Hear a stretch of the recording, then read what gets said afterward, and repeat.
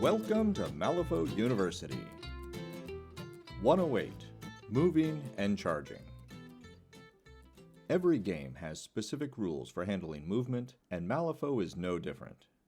In this video, we discuss the different ways in which models will move about the table, including the walk action, in which the model moves a number of inches up to its movement stat, and the following terms related to movement. Since there is no crawling in Malifaux, let's get straight into walking. When you want a model to walk, check its movement stat. Unless an ability or condition affects this number, this is how many inches the model can walk in a single action. Jacob Lynch's movement stat is 4, so he can walk up to 4 inches.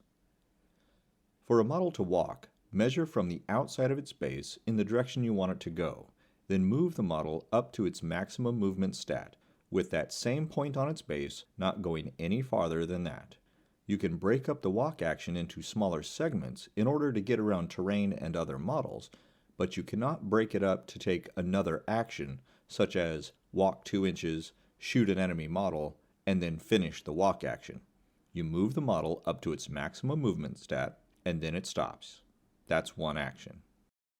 Most models have an engagement range equal to the longest ranged melee attack on the back of their stat cards. That might be as little as 0 or as far as 2 or 3 inches. For example, Jacob Lynch's longest melee range is 1 inch, but Teddy's is 2 inches. If you move a model into an enemy model's engagement range, you cannot simply walk away. To leave an enemy's engagement range, you have to take the disengage action or use some other type of special movement like a push or place action. To avoid this, measure your movement around that model's engagement range. If Jacob moves within 2 inches of Teddy, he is now engaged by Teddy and cannot use the walk action to leave that 2-inch range. He can, however, walk around Teddy without leaving Teddy's engagement range. If some game effect prevents an enemy model from engaging your model, even though you are in its regular engagement range, you may use walk to move away from it. An example of this is Marathon, which is just a floating sword, but it has the slip by ability, which says enemy models are never engaging it. So even if Marathon were within 2 inches of Teddy, the living blade would be able to use walk to simply walk away, or float. Normally, a model cannot move through another model or even overlap bases with other models. Some models have abilities that say they can move through terrain and other models.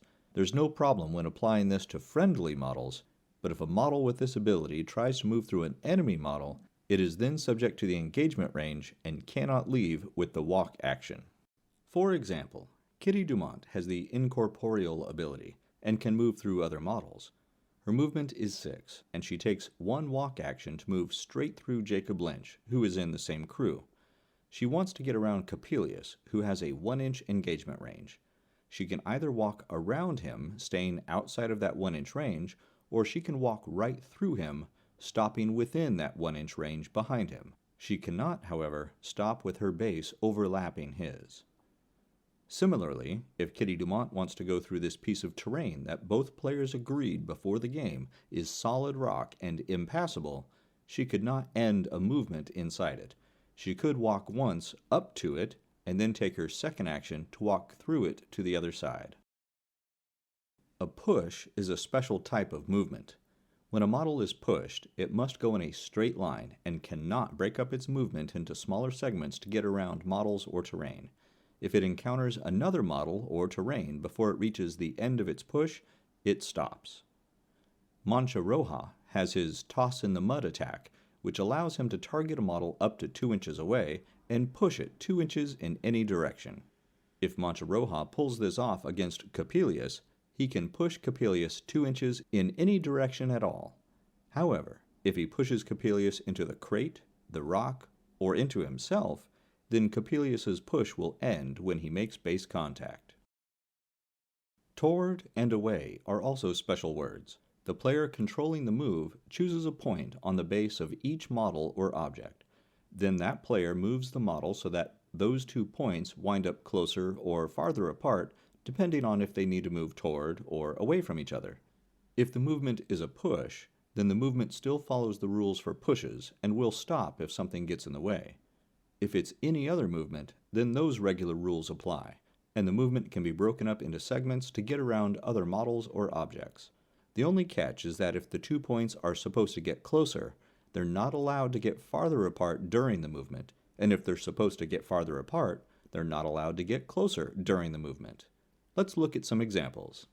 Let's say Coppelius is tired of Mancha Roja pushing him around, so he attacks the gremlin with his deadly claws. In the duel, he hits the "Ah, my eye!" trigger, which allows him to push Mancha Roja up to 3 inches away. Because it says away, the Neverborn player picks a point on the base of each of the 2 models. Those 2 points now must get as far away from each other as possible, but since this is a push, it's going to go in a straight line and can't go around anything. It also says up to 3 inches, so the Neverborn player can choose to push Mancha Roja less than that if he wishes. If there were some hazardous terrain nearby, the push could be used to put Mancha Roja in that, as long as the 2 points selected get farther away from each other all along the way. In a different game, this Beckoner has successfully cast Lure on Mancha Roja. This attack will cause him to move his entire movement stat toward the Beckoner. The Ten Thunders player picks a spot on the base of each model. Those 2 spots now must wind up as close as possible. If the text said push, he would go straight at her and stop when he hit the rock in the way. Because it just says move, he will walk around the rock and stop when he reaches his maximum movement of 5 inches.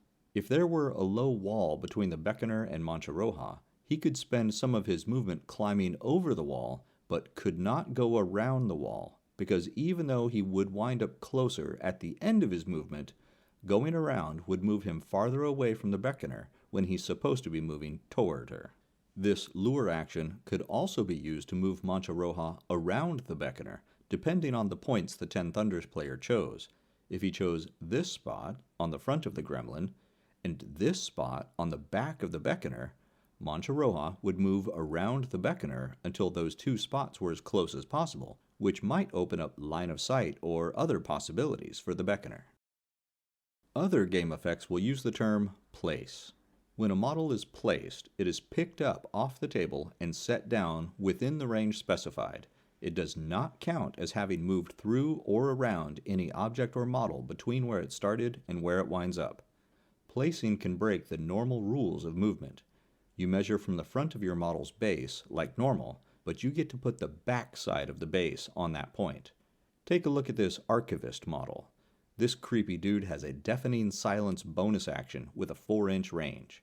We'll discuss triggers in another video, but if he gets a mask when he does this action, he can place himself anywhere within that 4 inches.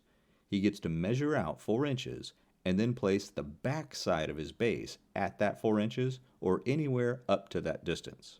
Pay attention to the wording of your model's place action or ability. The flight ability of this Iron Skeeter says that when it walks, it may place itself completely within the range of its movement stat. Its movement is 7, so it can ignore both the rock right in front of it and the doppelganger behind the rock, and simply place itself up to 7 inches away, as long as no part of its base goes beyond that 7 inches, because then it wouldn't be completely within that range. No matter what, always measure before you pick up the model. The final way of moving a model around is the charge action.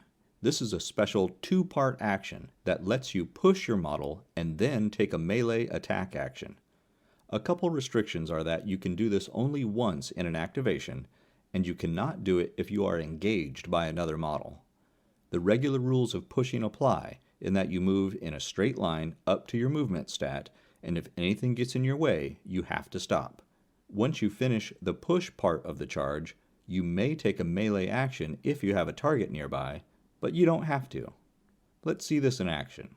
Mancha Roja is sore about losing an eye and getting pushed into fire, so he decides he's going to charge Coppelius and get his eye back. Both models have a 1-inch engagement range, and they're currently 6 inches apart. Mancha Roja's movement stat is 5, but he has the rush ability that gives him another 2 inches when he charges. There's nothing in his way, so he pushes into base contact with Coppelius. He could have stopped just shy of an inch away and still been in range for his drop-down takedown attack, but he wants to get close out of spite. The rules of charging state that if he is going to take an attack action after his push, Mancha Roja must make a melee attack, as signified by the claw marks next to its range, so that rules out his toss in the mud action. He's fine with that, because he also has the flurry ability that says once he finishes a melee action, he can discard a card to do it again. Mancha Roja declares he's going to do the drop-down takedown on Coppelius and gets ready to flip.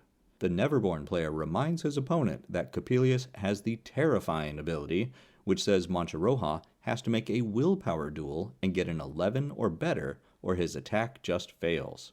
Mancha Roja grits his teeth and flips a 5. This is added to his willpower stat of 5 for a total of 10. He could cheat in a 6 or better from his hand to pass the duel, but he doesn't have it.